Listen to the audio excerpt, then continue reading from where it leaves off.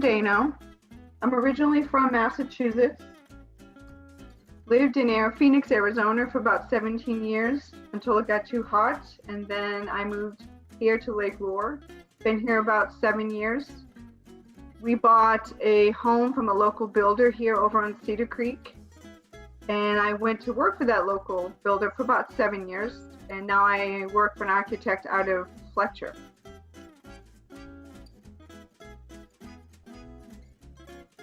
I am a hiker, and I do a lot of nature walks with my dog. I used to have 2 dogs, now I'm down to 1. So we've done a lot of the local hikes around here in the Mountain Valley area.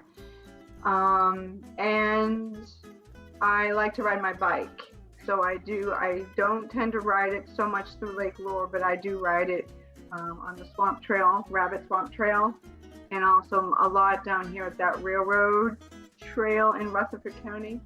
So the mountains definitely provide a lot of activity for those that are willing to venture out.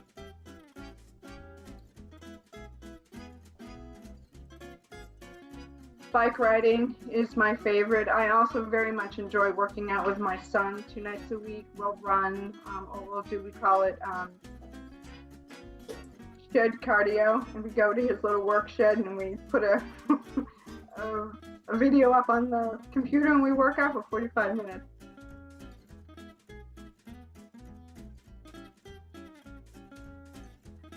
People usually want to do like an Edgar Allan Poe or some famous person like that, but I always say my favorite quote is, "I got this." And that usually just means you don't have to keep telling me, "I got this, I'm okay." So for me, it's that, and it's done by Diane Daneau. That's great.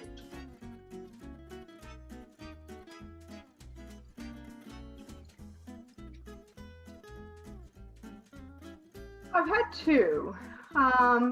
Both of them were former employers that I worked for. One was an interim CEO that I worked for in a primary care office in Phoenix. He was my mentor in personal life and also in my professional career. He molded me to become the next CEO, and he just was a wealth of knowledge and just an amazing, amazing person, and he has since passed away. The other mentor was the CEO that came in after him, who continuously kept me on payroll as a contracting employee even when I moved here. And he had become my mentor, but also a very wise man and a true friend in every sense of the word.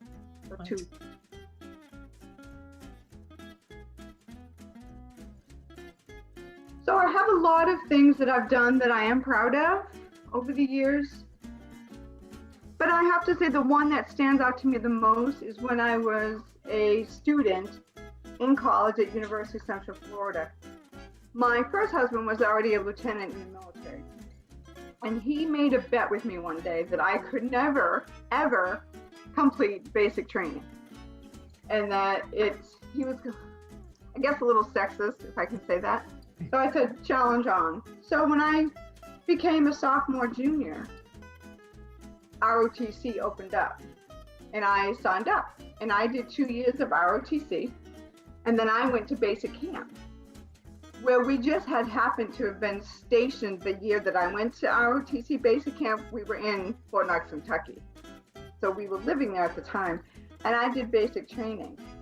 And by the time the 6 weeks were up, I think they were called you have to check my terminology. The battalion commander came up to me and said to me, "Cadet Carter," that was my name at the time, "Cadet Carter, you really need to sign up.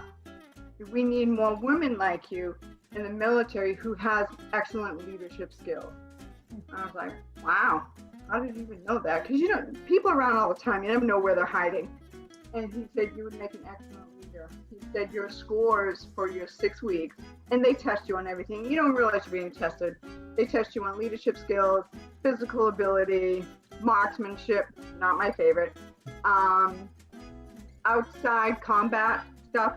And he said I excelled in every single one of them, and I was the top for the one. I had the top score for a woman in ROTC at that time. And I thought that was pretty impressive. That is. Because it was 6 weeks of tough. It was tough.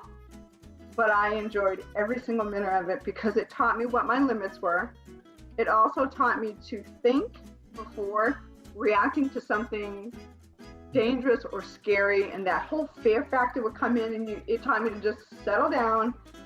I mean, I learned some great lessons from that, so I am most proud of that.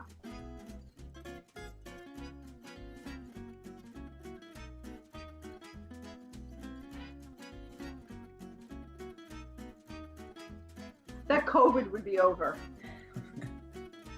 And then all of us around each other right now could go back to what we would call a normal life. That would be my wish for everybody, to go back to normal.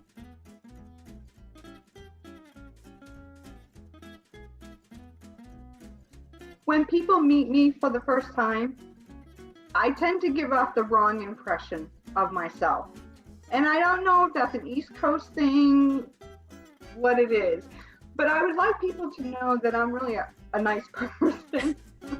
And I really do like to have fun and be crazy just like everybody else.